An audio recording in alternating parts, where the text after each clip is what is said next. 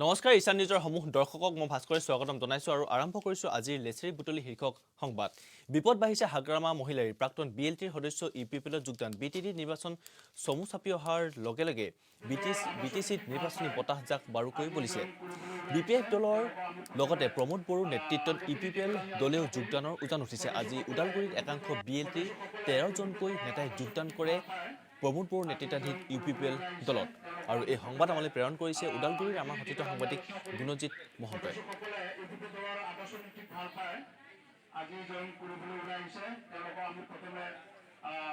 কথা হৈছে কি সবে পৰিৱৰ্তন বিচাৰিছে আৰু যোৱা 17 বছৰত যিখিনি কাম কাজ আগ্ৰবা মহিলাই ডাঙৰীয়াৰ নেতৃত্বত হ'ব লাগিছিলে এই কামবিলাক হোৱা নাই বিভিন্ন দিশত ৰাইজে পৰিৱৰ্তন বিচাৰিছিলে উন্নয়ন বিচাৰিছিলে এই উন্নয়নবিলাক হোৱা নাই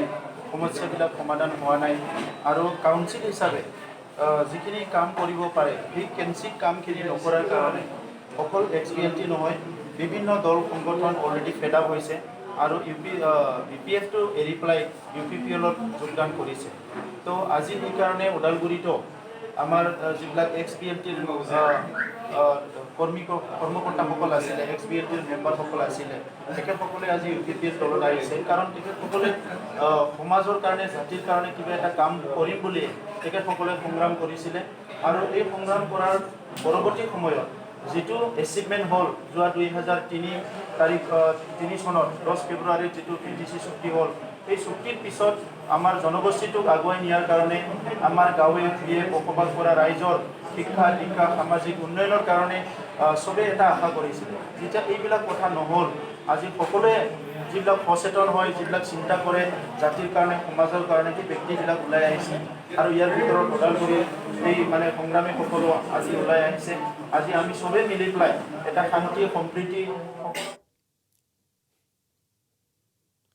কাজিৰঙাত প্ৰধানমন্ত্ৰী গৃহ আৱাস যোজনাৰ নামত অনিয়ম সংঘটিত হোৱাৰ গুৰুত্ব অভিযোগ উত্থাপিত হৈছে প্ৰকৃত হিতাধিকাৰীৰ পৰিৱৰ্তে দৰিদ্ৰ সীমাৰেখাৰ ওপৰৰ বহু লোকৰ নাম অন্তৰ্ভুক্ত হৈছে আবেদনকাৰীৰ তালিকাত কাজিৰঙা মধ্য কাজিৰঙাৰ গাঁও পঞ্চায়তৰ অন্তৰ্গত 2 নং ৱাৰ্ডত প্ৰকৃত হিতাধিকাৰী আবেদন কৰাৰ পাছতো নাম নোহোমাল প্ৰধানমন্ত্ৰী গৃহ আৱাস যোজনাৰ আঁচনিত আৰু এই সংবাদ আমালৈ প্ৰেৰণ কৰিছে কাজিৰঙাৰ আমাৰ হতিত সাংবাদিক হোমেন গগৈয়ে হাজিৰা কাম কৰি পোৱা মানুহ হয় না আমিতো ঘৰে বনাম নে হাজিৰা কামেই কৰিম নে চাউলে কিনিম আমাৰতো এইবিলাকতো একো নাই আৰু আবেদন কৰিছিলে নে আপোনালোকে কৰাটো কৰিছিলোঁ এতিয়ালৈকে অহা নাই আমাৰ বেলেগ মানুহ ধৰ্মৰ ওপৰত বিদায় দিয়া হ'ব এবাৰ চন্দ্ৰমোহন পাটোৱাৰীক এই মন্তব্য অসম প্ৰদেশ কংগ্ৰেছৰ সম্পাদক দিগন্ত ভূষণ বৰ্মনৰ ধৰ্মৰ ওপৰত কংগ্ৰেছে যাকে টিকেট দিয়ে তাৰ লগতে থাকিব ধৰ্মপুৰৰ সকলো কংগ্ৰেছে আজি নলবাৰী বিলেছৰ দেৱালয়ত আশীৰ্বাদ লৈ বাবু অজয় ফুকন নেকিবৰ লগতে অসম প্ৰদেশ কংগ্ৰেছৰ সম্পাদক উপস্থিত হৈ এই মন্তব্য আগবঢ়ায় আৰু নিৰ্বাচন চমু চাপি অহাৰ লগে লগে ৰাজনৈতিক বতাহজাক বাৰুকৈ বুলিছে অসমৰ ঠায়ে ঠায়ে আৰু এই সংবাদ আমালৈ প্ৰেৰণ কৰিছে নলবাৰীৰ আমাৰ হতিত সাংবাদিক পংকজ কলিতাই কংগ্ৰেছ দলত গৈছোঁ বা কিছুমানে বিজেপিত গৈছে তো নিজা নিজে এইবিলাক হেৰি কথা এইবিলাক আমাৰ ক'ব লগা নাই ব্যক্তিগত যদি কেতিয়াবা শিল্পীসকল যদি একেখন মঞ্চত যদি গীত গাবলগীয়া হয় তেতিয়া আমি সাংস্কৃতিক কৰ্মী হিচাপত যাম শিল্পী হিচাপত যাম যেনেকৈ মাতে ৰাইজে যেনেকৈ মাতে সেই হিচাপত যাম শিল্পীক লৈ ট্ৰল কিয় কৰা হৈছে ট্ৰল হৈ আছে আচলতে ৰাইজে কিবা বেয়া পাইছে ৰাজনীতিক যোৱাটো হয়তো কিবা তেওঁলোকে দুখ পাইছে আচলতে মোৰ মতে কিন্তু সেইটো নহয় সকলোৰে গণতান্ত্ৰিক অধিকাৰ আপোনালোকে ক'ৰবাত ভুল কৰিলে আমাৰতো ভুল নাথাকে সেইটোৱেতো কথা আমাৰ ভুল নাই আমি আৰু আমাৰ বিশেষকৈ আমাৰ কা বিৰোধ কৰাখিনিতো মুঠেও ভুল নাই আপোনালোকৰ প্ৰধান কি কায়ে আমি কাক লৈ যিহেতু আন্দোলন কৰিছিলোঁ কাক লৈ গৈছোঁ আমি বহুদিন পাবলগীয়া আছে নিশ্চয় সেইবিলাকতো মই কৈছোঁ আমি নতুন যিহেতু নিশ্চয় গম পাব ৰাইজে আমাক দেখুৱাই দিব চব বস্তুবিলাক আপুনি এটা গীত গাইছিলে তাৰ সময়ত ৰাইজৰ মূৰত প্ৰজাৰ মূৰত সাঁতুৰি কিন্তু আপোনালোকো হয়তো ৰাজসিংহাসন তেনেকুৱা হ'ব নেকি সেইটো সময়ে ক'ব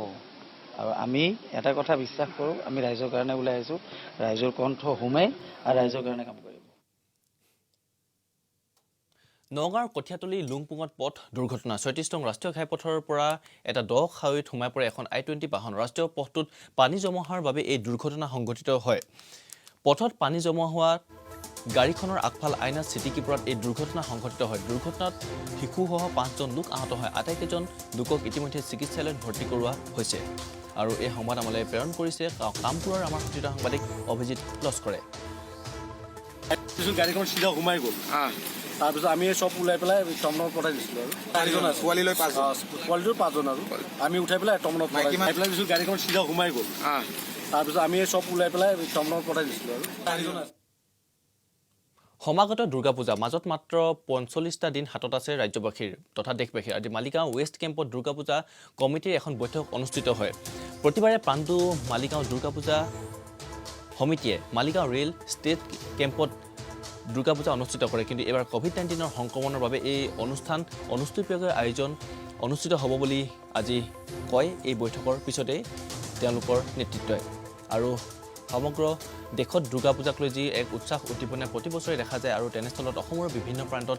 পূজা অনুষ্ঠিত হয় আৰু তাৰ সমান্তৰালভাৱে অসমৰ গুৱাহাটীত কেইবাখনো বহু লাখ টকীয়া দুৰ্গা পূজা অনুষ্ঠিত হয়। কিন্তু এইবাৰ COVID-19 সংক্ৰমণৰ বাবে দুৰ্গা পূজাৰ যি আনন্দ উৎসাহ সেই আনন্দ উৎসাহ বহু পৰিমাণে ম্লান পাব বুলি আশা কৰা হৈছে। আৰু এই সংবাদ আমালৈ প্ৰেৰণ কৰিছে মালিগাঁৱৰ আমাৰ সতীৰ্থ সাংবাদিক বিশ্বজিৎ সূত্ৰধৰে। যেহেতু কৰোনা পৰিস্থিতি ভয়াবহতাৰ প্ৰতি লক্ষ্য ৰাখি আৰ গভৰ্নমেন্টেৰ গাইডলাইন অনুযায়ী আমি পূজাটো পৰম্পৰা অনুযায়ী যেটো কৰিব লাগে পূজা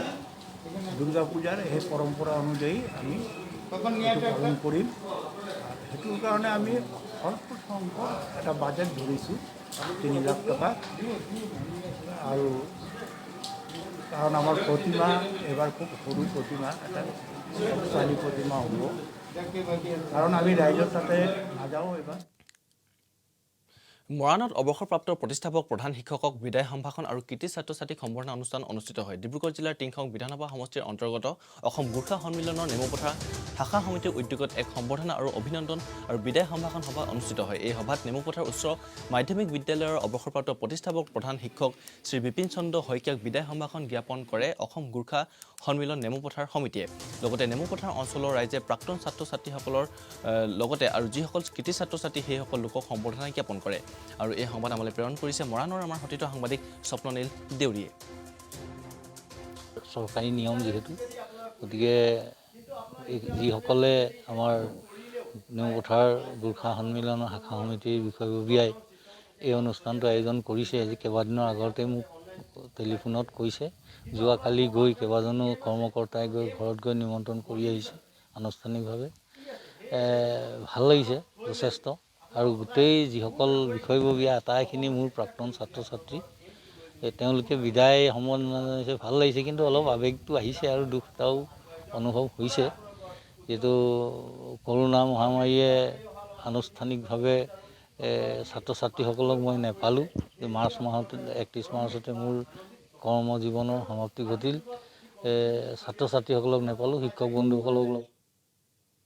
কাৰ্যবাহী অভিযন্তা আৰু ঠিকাদাৰৰ বিৰুদ্ধে কঠোৰ পদক্ষেপ কৰিমগঞ্জ জিলা উপায়ুক্তৰ। 3 দিনৰ ভিতৰত অসম ত্ৰিপুৰা সংযোগী 8 নং ৰাষ্ট্ৰীয় ঘাইপথৰ মইনাৰ পৰা পাথাকান্দিৰ মণ্ডমালালৈকে 7 কিলোমিটাৰ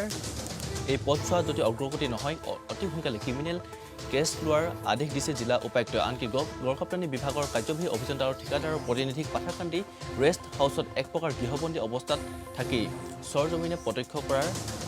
নিৰ্দেশ দিয়ে জিলা উপায়ুক্তই। আৰু এই সংবাদ আমালৈ প্ৰেৰণ কৰিছে পাথাকান্দিৰ আমাৰ সতীৰ্থ সাংবাদিক জয়ৰাজ সিনহাই। हमारा PWD का कमिश्नर साहब से भी बात कर लिया। हमारा एग्जीक्यूटिव इंजीनियर PWD NH का वो he will be staying here only in Patharkandi में स्टेशन रहेगा और उसका जो कॉन्ट्रैक्टर जो है वो भी यहीं पे रहेगा। 3 दिन के अंदर यदि काम शुरू नहीं होएगा तो हमने ओसी को बोला है, वो क्रिमिनल कॉन्स्पिरेसी का केस लेगा। बिकॉज इसमें कुछ तो कॉन्स्पिरेसी है, इसलिए तो ये लोग काम नहीं करा रहा है अभी तक। 2 महीना हो गया, कोई इक्विपमेंट नहीं आया, कुछ नहीं कर रहा है, कुछ मेंटेनेंस वर्क भी नहीं कर रहा है। सो हम उसी को बोला 3 दिन में काम शुरू नहीं होने से we will take strict and legal action under relevant provisions of the law. उन लोग का क्या कहना है, उन लोग के पास कहने का कुछ भी नहीं है कि क्यों काम नहीं हो रहा है, इसलिए इतना ड्रास्टिक एक्शन लेना पड़ रहा है। और अभी engineer he will be stationed here in Patharkandi PWD building guest house में रहेगा और यहीं पे काम शुरू करवाएगा और विद इन 10-15 डेज ये काम शुरू। পাথাৰকান্দিৰ বুবৰিঘাট চাহ বাগিচাত কৃত্ৰিম বানপানী এজাক বৰষুণ দিয়াৰ লগে লগে হঠাৎ ঘৰ বুজাই পানীৰ তলত বহু বছৰ ধৰি এই অঞ্চলটোৰ কৃত্ৰিম বানপানীৰ সমস্যাত জৰ্জৰিত হৈ আছে আৰু আজিলৈকে অঞ্চলটোৰ প্ৰধান সমস্যা কৃত্ৰিম বানপানীৰ পৰা পৰিত্ৰাণ পোৱা নাই গাঁওবাসীৰ লোকসকলে আৰু এইদৰে বানত বুৰ গৈছে পাথাৰকান্দিৰ বহুকেইটা অঞ্চল আৰু এই সংবাদ আমালৈ প্ৰেৰণ কৰিছে পাথাৰকান্দিৰ আমাৰ সতীৰ্থ সাংবাদিক জয়ৰাজ সিনহাই আমরা করিমগঞ্জ ডিস্ট্রিক্ট পাতারকান্দি বিধানসভার চাঁদকিরা জিপির অন্তর্গত বুবরিঘাট চা বাগান এই এরিয়াতে কালকে যেমনি বিকালে 6টার সময় বৃষ্টি শুরু হয়েছে মানে খুব প্রবল বৃষ্টিপাত হয়েছে এইটার কারণে আমরা বুবরিঘাট অনেক এরিয়া আছে যে মানে এই বৃষ্টিপাতে মানে অনেক ঘর বাড়ি আগন্তুক 2021 চনৰ বিধানসভা নিৰ্বাচন 47 নং চেঙা বিধানসভা সমষ্টিৰ পৰা ভাৰতীয় জনতা পাৰ্টিৰ দলৰ পৰা টিকেট বিচৰাৰ সম্ভাৱনা আছে সংখ্যালঘু নেতা মুখতাৰ হুছেইন আৰু ইতিমধ্যে সমষ্টিটোত ৰাইজৰ কাষলৈ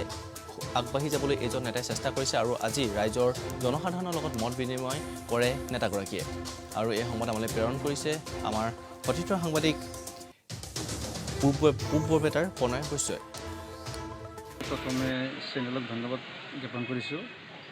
মোৰ নাম মুক্তাৰ হুছেইন মই উত্তৰ বগীবাৰী সমবায় সমিতিৰ সম্পাদক মই চেঙা সমষ্টিৰ বিভিন্ন জেগাত চুকে কিনে মই ঘূৰি ফুৰিছোঁ ৰাইজৰ লগত আমি মত বিনিময় কৰিছোঁ ৰাইজে আমাক যথেষ্ট সহায় সহযোগ কৰিছে আৰু ৰাইজে আমাক বিচাৰিছে যে আপুনি চেঙা সমষ্টিত টিকেট লৈ আহক টিকেটটো আনিলে আমি আপোনালোকৰ লগত সহায় কৰিম আৰু আমিও আমাৰ দলীয় আমাৰ ষ্টেট প্ৰেচিডেণ্ট মহোদয়ক আমি